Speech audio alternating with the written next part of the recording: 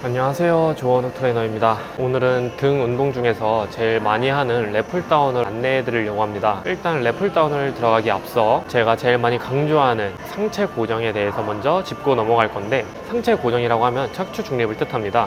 척추 중립이란 이 허리 부분, 이 부분은 들어가고 이 부분은 다시 이 부분은 튀어나와 있는 이 상태에서 운동을 하는 것을 말합니다. 우리의 몸에는 톱니바퀴가 두 개가 있다라고 저는 생각을 해요. 경추 쪽, 이쪽에서 잡아주는 톱니바퀴 하나, 여기 요추 쪽에서 잡아주는 톱니바퀴 하나. 그래서 서로가 맞물리면서 돌아가야 톱니바퀴가 잘 진행됐는데, 톱니바퀴가 같은 방향으로 돌아가게 되면 이상하잖아요. 그래서 톱니바퀴 두 개가 하나는 위에서 아래로, 하나는 아래에서 위로, 이런 느낌으로 서로 톱니바퀴가 맞물리게 될 거예요. 그러면 이 상태를 계속 유지한 상태를 생각해 주시고 다음 운동을 진행해 볼 거예요. 그래서 일단 랩풀다운에서 가장 많이 나타나는 실수 하나와 이렇게 하면 좋을 것 같은 방법 하나 설명해 드리겠습니다. 그래서 랩풀다운을 잡아 주실 때 잡고 그대로 앉아서 표적으로 나타나는 게 허리를 꺾으면서 하나, 이런 식으로 운동을 좀 많이 하게 되는데, 이렇게 하게 되면은 사실 등 입장에서 보면은 등 근육을 먼저 구겨놓고 팔이 왔다 갔다 하는 거기 때문에, 근육이 먼저 구겨져 있기 때문에 자극적으로는 많이 더 수축이 된다라고 느껴질 수가 있어요. 근데 이게 사실 다른 운동, 가슴 운동이나 팔 운동 이런 거 보시면은 구겨놓고 하는 운동은 거의 없거든요. 다 가슴 운동도 거의 펼쳐놓은 상태에서 왔다 갔다 하기 때문에 근육에 대한 펌핑감이 일어나고, 마찬가지로 하체 운동도 앉았다 일어났다 할 때 근육이 늘어났다가 줄어났다가 하는데, 갑자기 등 운동만 하면은 가슴을 많이 들어놓고 당기면서 등을 먼저 구겨 놓은 상태에서 진행을 하게 된단 말이에요. 그럼 저는 여기서 약간 의구심이 좀 들더라고요. 그러면 이 느낌이 무엇일까라고 보면은, 말 그대로 살이 접히는 느낌 혹은 근육이 접히는 느낌이 조금 더 맞는 표현인 것 같더라고요.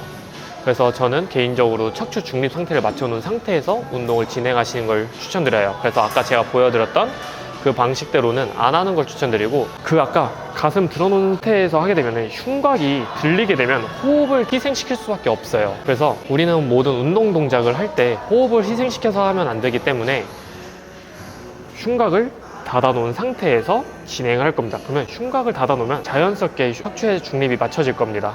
그래서 이 척추 중립을 맞춰놓은 상태에서 운동을 진행하면 더욱더 좋은 자극을 느끼실 수가 있을 거예요. 그래서 제가 추천드리는 방식으로는 그립을 잡은 상태에서 앉아주세요. 그 다음에 아까 제가 톱니바퀴 두 개가 있다고 말씀드렸잖아요. 그 상태, 위에 있는 흉곽 쪽에 있는 톱니바퀴는 아래로 약간 낮춰주고, 요추 쪽에 있는 톱니바퀴는 약간 위로 올려서 하복부와 상복부 쪽에 힘이 은은하게 들어가는 걸 느껴주시고, 그 상태에서 팔을 그대로 접어주시면 됩니다.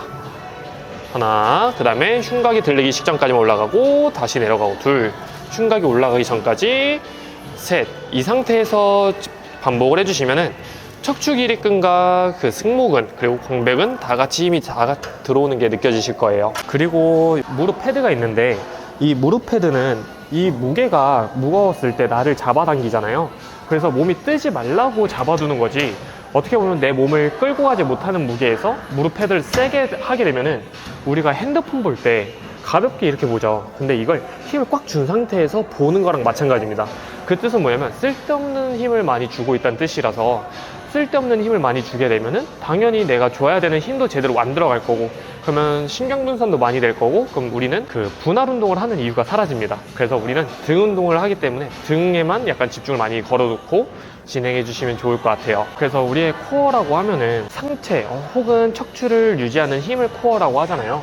그래서 이 상체가 뒤집혀지거나 말리지 않게끔 유지하는 힘, 이거 하나만 쓰셔도 코어 쪽이 많이 단단해지는 느낌을 받으실 거고, 코어에 힘이 들어가 있는 상태에서 운동을 진행해 주셔야 우리의 관절들이 불편함 없이 움직일 수 있을 거예요. 그래서 처음에 과하게 가동 범위를 가져가면 어깨에서 뚝뚝 소리가 난다든지, 혹은 아니면 등에 대한 감각이 조금 떨어진다든지 하는 그 상황들이 많이 발생하게 되는데, 그럴 경우 조금 더 코어를 붙잡아 놓고 움직일 수 있는 범위에서만 움직이시면 좋아요. 저번 영상에서도 말씀드렸지만 첫 번째 개수와 20번째 혹은 마지막 개수와 가동 범위가 차이가 나는 것 때문에 말씀들을 해주시는데, 당연히 내 몸에 대한 에너지는 점점점 줄어들고 있고, 첫 번째 개수와 마지막 개수는 당연히 가동 범위가 달라질 수밖에 없습니다.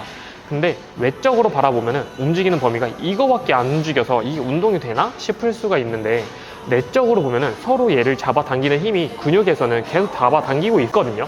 그러면 당연히 힘이 계속 강하게 들어가고 있기 때문에 우리의 근육은 일을 하고 있어요. 그래서 근성장이 더 일어날 수 있는 조건이 만들어집니다. 그래서 우리의 근성장은 근육의 긴장감이 유지되고 있는 상태에서 신장성 수축과 단축성 수축을 이뤄내야 되는데, 만약에 그 코어가 안 잡혀 있는 상태에서 끝까지 풀어버리고는 신장성 수축이 일어나는 게 아니라 말 그대로 이완이 일어나는 거라서 근육이 일을 계속하고 있는 게 아니라 일을 하다 말다 하게 되는 거예요. 그러다 보니까 당연히 더 쉬워지다 보니까 개수를 더 채울 수도 있는 거고요. 그래서 저는 제가 추천드리는 방식은 신장성 수축이 이루어지고 있는 상황, 그리고 그 뜻은 내 몸에 긴장감이 유지되고 있는 상황을 계속해서 유지한 상태에서 신장성 수축과 단축성 수축을 일으키면 좋을 것 같습니다.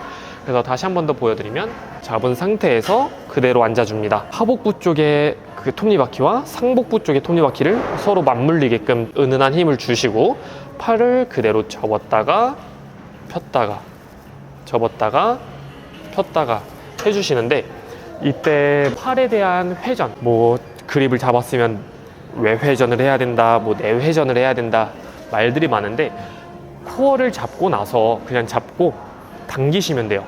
이게 코어가 잡혀 있는 상태, 그 척추 중립을 만들어 놓은 상태에서 팔을 움직이려고 하면은 우리 인간 딱 하나의 움직임이 나타나요.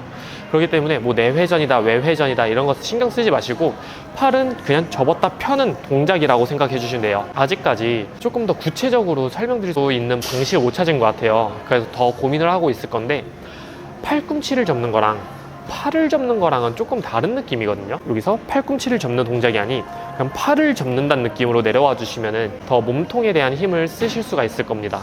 그래서 지금 말씀드리면, 뭐 팔을 내회전해라, 뭐 외회전해라 가 아닌, 몸통을 잡아놓은 상태에서 팔을 잡고 그대로 당겨주고 그대로 올라오시면 돼요. 이때 팔을 접었다가 팔을 편 동작, 이 동작에만 신경 써주시고, 나머지 뭐 외회전, 내회전 이런 건 신경 안 쓰셔도 됩니다. 이런 식으로 먼저 랩풀 다운을 진행해 주시고, 나머지 등 운동을 마찬가지의 방식대로 진행해 주시면은 더 좋은 자극을 느끼실 수가 있고 더 큰 근비대를 일으킬 수가 있을 거예요. 그래서 오늘 제가 알려드린 방식대로 오늘의 등 운동을 한번 진행해 보시면 좋을 것 같습니다. 감사합니다.